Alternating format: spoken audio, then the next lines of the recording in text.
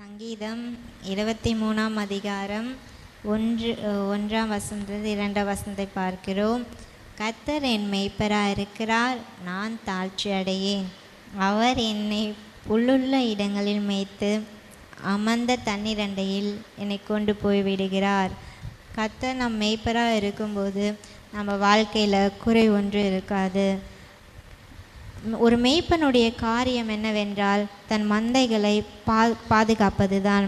அதுக்கு எந்த வேலையில் வெளியே கூட்டுன்னு போய் ஆகாரம் கொடுக்கறது, தண்ணி எங்கே இருக்கோ அங்கே இட்டுன்னு போய் விடுகிறது, அதற்கு எதனா ஒரு அடிப்பட்டால் ஒரு பார்த்துக்கிறது, இப்படிப்பட்ட சுபாவங்களை உடையவன் தான் ஒரு மேய்ப்பன். அதே போல் தான் அந்த மேய்ப்பன், அந்த ஆடுகள் அந்த மேய்ப்பனை நம்பி இருக்கிறனால தான் அது எப்போ பசிக்குதுன்னு கேட்காது, தண்ணி வேணும்னு கேட்காது. ஏன்னா அது எல்லாவற்றையும் அந்த மேய்ப்பன் அறிந்திருக்கிறான். அந்த மேய்ப்பனானவன் அந்த ஆடுகளுடைய குறைகள்லாம் தீர்க்கிறான். அதே போல் கர்த்தர் நம் மேய்ப்பராக இருக்கும்பொழுது நமக்கு என்ன தேவைன்று அவர் அறிந்திருக்கிறார். ஒவ்வொரு நாளுடைய நம்முடைய தேவைகள் என்னவென்று அவருக்கு தெரியும். அப்போது நம்ம ஒவ்வொரு நாளும் காலையில் இருந்து ஏசப்பா நீர் என் மேய்ப்பராக இருக்கிறேன் என்று சொல்லும்போது அந்த நாளுக்குரிய எல்லா தேவைகளையும் கர்த்தர் சந்திக்கிற தேவனாக இருக்கிறார். நம்ம உலகத்தின் பிரகாரமாகவும் நம்மளை ஆசீர்வதிக்கிறார். ஆவிக்குரிய குறைவுகளை கூட கர்த்தர் நிறைவாய் மாற்றுகிறார். கர்த்தர் என் ஆத்துமாவை தேற்றி தம்முடைய நாமத்தின் நிமித்தம் நீதியின் பாதையில் நடத்துகிறார். நம்ம ஒரு நேரத்தில் சோர்ந்து போயிருப்போம், யார் நமக்கு உதவி செய்வான்னு கூட தெரியாது. கர்த்தர் நமக்கு தேற்றுகிற தேவனாக இருக்கிறார். நம்ம அழுது கொண்டே படுத்திருப்போம், ஒரு நேரத்தில் நம்ம வார்த்தை கூட வராது, கண்ணீர் மட்டும்தான் இருக்கும், யாருக்கும் தெரியாது நம்ம அழுகிற சத்தம். ஆனால் கர்த்தருக்கு தெரியும்.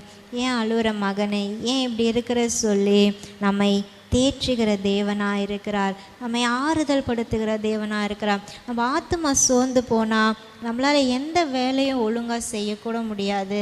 ஏன்னா ஆத்மா சோர்ந்து போயிட்டாலே ஒரு வேலையில் நம்மளால் முழுமையாக கவனம் செலுத்த முடியாது.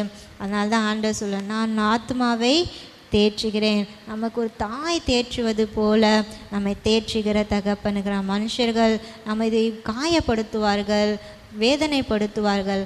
ஆனால் கர்த்தர் நம்மை தேற்றுகிற தேவனாக இருக்கிறார். நம்மை தேற்றுகிற தேவன் மாத்திரமல்ல, நம்மை நீதியின் பாதையில் நடத்துகிறார். நம்ம ஒரு நேரத்தில் ஆண்டவரே நான் இந்த காரியம் செய்யலாமா, இல்லை இது செய்தால் சரியாக இருக்குமா கூட யோசிப்போம்.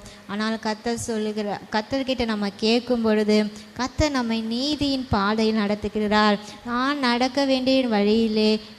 நீ நடக்க வேண்டிய வழியிலே உன்னை நடத்துகிற உன் தேவனாகிய கர்த்தர் என்று வேதம் சொல்லுகிறது.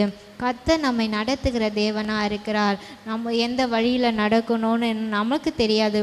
நமக்கு எதிர்காலத்தை குறித்து என்ன நடக்க போது கூட தெரியாது. ஆனால் கர்த்தருக்கு எல்லாம் தெரியும். நம்ம எந்த வழியில் நடந்தால் இது நல்லது, இந்த வழியில் நடந்தால் இது கெட்டது என்று கர்த்தருக்கு தெரியும். அவரோட கரங்களை நம்ம ஒப்பு கொடுக்கும் பொழுது ஆண்டவர் நம்மை நடத்துகிற தேவனாக இருக்கிறார்.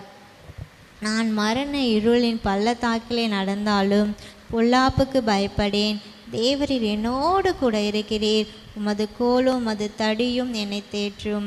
கர்த்தர் நம்ம மரண இருள் போன்ற பள்ளத்தாக்கு, நம்ம மரண இருள் போன்ற சூழ்நிலை இருக்கலாம், பிரச்சனை இருக்கலாம், வியாதி இருக்கலாம், இனிமேல் அவ்வளோதான் நினைக்கலாம்.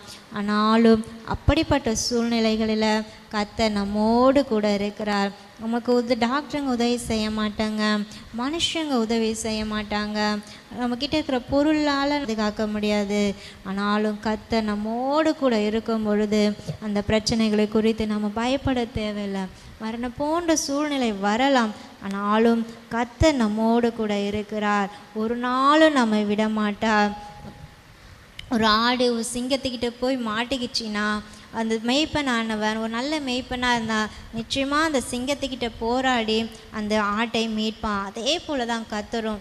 நம்ம கூட ஒரு சிங்கம் போன்ற அந்த மரணம் போன்ற சூழ்நிலை போனாலும் கர்த்தர் நம்மை மீட்கிற தேவனாய், நம்மை பாதுகாக்கிற தேவனாய் நம்மோடு கூடவே இருக்கிறார்.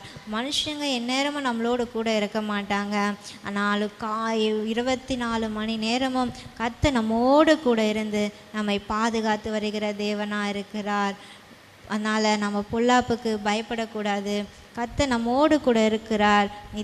உமது கோலும் உமது தடியும் என்னை தேற்றும் என்று சொல்கிறது. ஆண்டுடைய கோலும் ஆண்டுடைய தடி ஆண்டுடைய வார்த்தை நம்மளை தேற்றுகிறதா இருக்கிறது, நம்மை நடத்துகிறதா இருக்கிறது.